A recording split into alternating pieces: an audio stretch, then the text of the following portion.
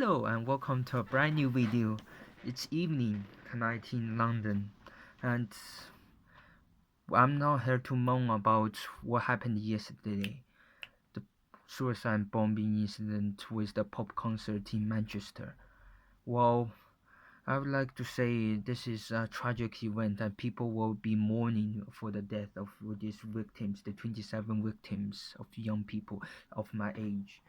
And my heart goes out to the victims' families whose 52 injured young people who are really trying to survive and to control their lives and in a desperate situation in hospitals. And my heart goes out to them and their families who has suffered this tragic event. But if we look at things objectively, yesterday's terror incident is quite mass scaled, but doesn't have the same death toll as the um, July 2007 incident. I really hope something like this never happens again anymore because it's way too. What word should I describe it? It's really it could be dealt with easily, but not in a very authoritarian way. What I mean by authoritarian way, like having the police to circle around everyone and making people to be guilty until proven innocent. That is not a good method to go for. So for people to identify extremists and terrorists and possible suicide bombers attempts, um, people need to start working together cooperatively. And I think the main reason for this jihadism and radicalism is all to do with the influence of Islam and its radical ways. Firstly, is what make me think of this is that the Islamic principles and the rules really actually supposed to take the believer onto an active role of a jihad when it's possible. And also, I'm not suggesting most of the terrorists are Muslims because the, of many different of different religions or backgrounds.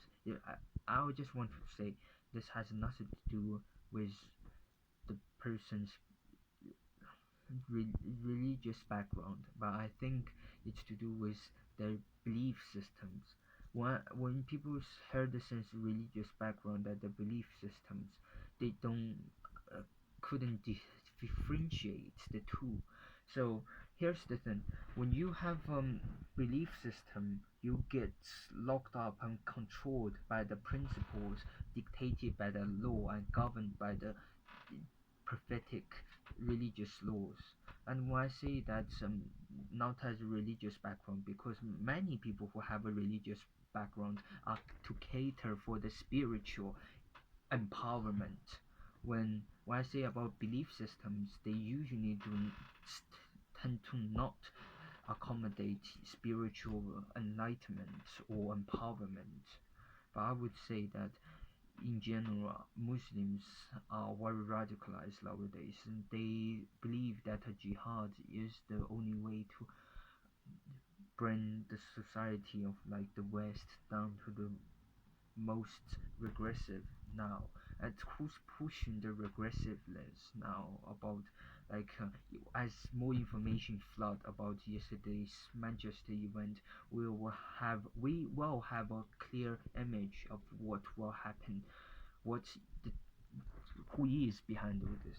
Is it a lone wolf or is it, I don't know, a network of terrorists or um, Islamic State sympathizer or jihadist? No idea. We don't know yet. It's just curious of me to point out those obvious statements.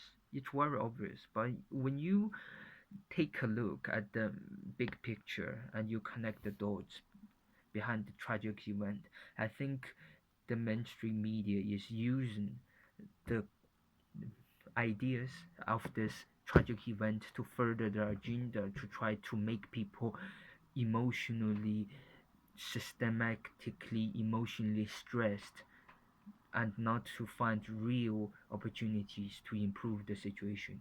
I think the mainstream media has become advertising fear mongering tactics, using tactics to fear monger people.